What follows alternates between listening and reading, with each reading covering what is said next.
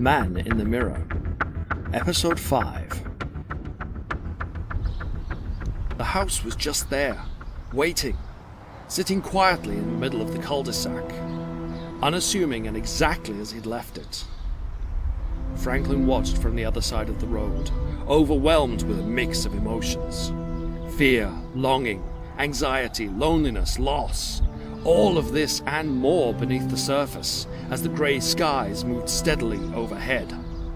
There was no sign of anyone inside the house, but it was clear someone still lived there. The furnishings were as he remembered them, even down to the drab curtains. He felt himself again trying to build up the courage to enter, but a quick glance to the end of the road deterred him from that thought. The black car that sat quietly watching seemed empty, but he knew better than to trust the darkened glass.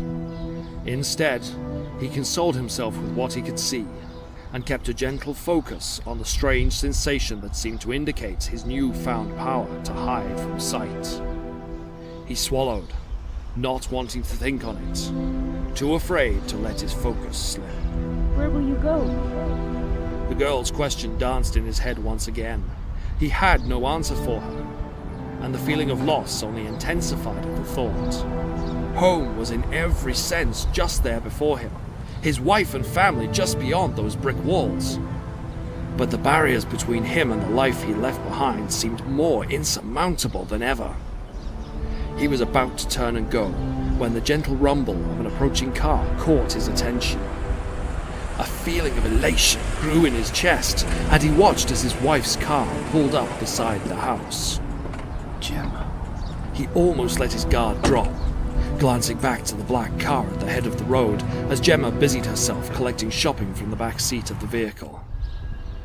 A figure was standing by it now, dressed in a sharp suit and standing deathly still. Franklin shuddered, and a sliver of fear and rising adrenaline cut through his senses as he watched a second appear from the small road beside him. He ducked back, but the figure seemed not to notice, crossing the road to call his wife as Franklin found himself between the fear of being caught and the desire to protect her. Mrs. Salmon. I told you not to call me that. It's Greensmith. She's using a maiden name? He felt hurt, but listened as the man in the suit tried to continue speaking. Gemma clearly disliked him, keeping a distance as she shifted the shopping from her car to the front door. I haven't seen him. Probably for the best. You understand this is for your own protection and for your daughter's. Franklin felt his hands clench as he watched the unnatural smile on the suited man. Everything about him was unsettling, a peculiar menace that played with his instincts and fear. Gemma too seemed rattled, but the man made no threatening move, despite the implied tone in his voice. I haven't seen him. I don't want to see him. He disappeared 3 years ago after he got arrested. Now will you please just leave me alone? Your former husband's escape is a troubling matter. He's a dangerous man. It could be most unfortunate for you or your daughter to be in contact with him. What's that supposed to mean? Merely a warning. Be careful should you see him, Mrs. Greensmith. For your daughter's sake, if not for your own. Look, I have not heard from or seen him, and I don't want to. He's not welcome here, so you can stop creeping around outside my house. Now, if you don't mind, I have to get this into the fridge before I pick up my daughter. Remember what I said, Miss Greensmith. If you see him, you have our number. We'll be waiting. Franklin clenched his hands tightly, gritting his teeth as he fought the urge to intervene. Without thinking, he took a step forward, his boot clipping a small stone that was then tapping across the road. At once, the man looked up, his cold eyes passing over Franklin as the former soldier froze. Franklin could scarcely breathe. But finally, the man turned away and walked back into the waiting car. Franklin let himself breathe again and stepped back out of sight.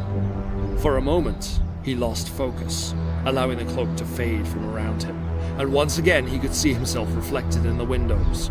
The man in the battered spacesuit. Where will you go? He turned his head, listening to the noise of his wife returning to her car, and the rev of the engine that followed. Without a word, he watched as she drove away. He ground his teeth, torn between the inner turmoil for a desire for home, and the knowledge of what would happen if he did. He heard a growl, and he looked up to see a large black dog standing unattended at the end of the road. It did not approach, but merely stood there, glaring at him with amber-like eyes.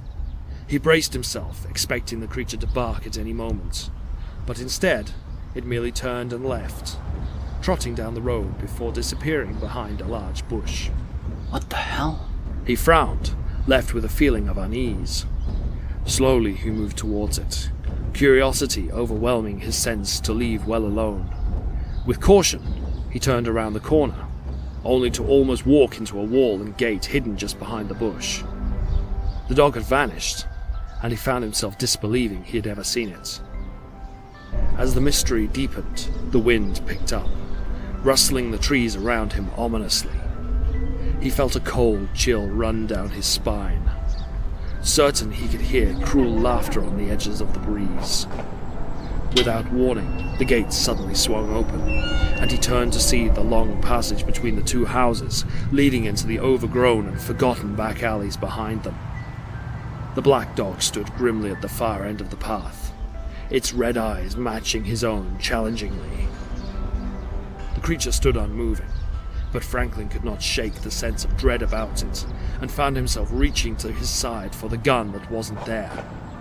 Even as he did, his eyes glanced to his side, only then becoming aware of the suited figure suddenly standing beside him, and the gun raising up to his head. Jesus! He barely had time to even flinch before the trigger was pulled.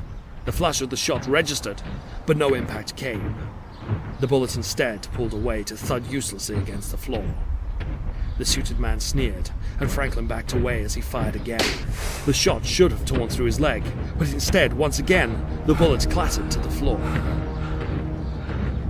Breathing hard, he looked up to see his hand outstretched by instinct, a heat-like shimmer separating the two of them.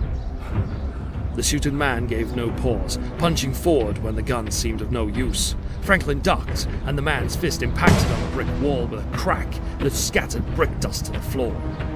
If the man had suffered injury, he showed no sign of it, and pressed his attack. Franklin's training kicked in, his arms moving to block and jab as the two of them grappled. What are you? Come along quietly, and your wife might survive the night. He roared, landing several body blows on the suited figure that would have felled any normal man. The suit seemed not to even be winded, ramming his elbow into Franklin's back with enough force to crack the armor plating. Franklin landed against the pavement, but pushed himself up as though he weighed nothing, to land awkwardly a few feet away. Your gifts are impressive. They will prove most useful. Who are you? We represent the Unshiri. Franklin tried to leap, but the Unshiri agent matched him, catching his ankle and throwing him to the floor. He groaned as he looked around, seeing 3 more suited men approaching. Even as he looked, he could see the shadows of the nearby bush twisting unnaturally, as though reaching for him. And you are coming with us. Like hell I am. He pushed himself downwards, forcing himself up with so little effort he almost flew. The Unshiri reacted quickly, punching forward even as Franklin's training took over. Grabbing his assailant's arm, he twisted, throwing the Unshiri to the floor, even as his fellows raced towards them. Franklin looked back to the passage between the houses, half running, half leaping towards it as he fled. He looked back, expecting to see them follow, but instead he saw only a solid wall where the gate had once been.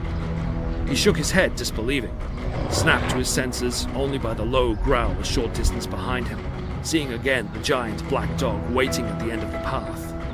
A sudden crack of brick dragged his attention to the wall, watching as the Unshiri pounded through the obstruction. He wasted no further time and ran down the path, seeing no sign of the phantom dog that haunted him. Instead, he tried to focus, trying to mimic the sensation that signaled the cloak was about him.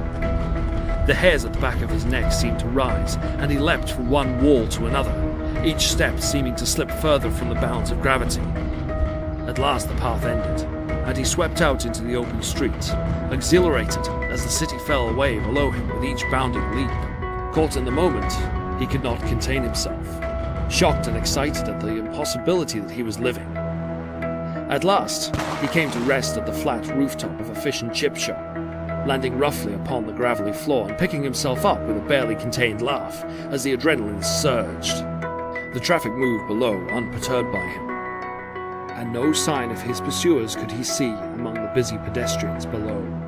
What now? He pondered the question, but with Holmes so closely watched, he had nowhere left. Nowhere left except... The thought came unbidden, but he could see no other alternative. Where will you go? Damn it. He looked back towards the estate he'd left, where his wife and daughter still waited. No matter how much he wanted it to be different, his life led elsewhere for now.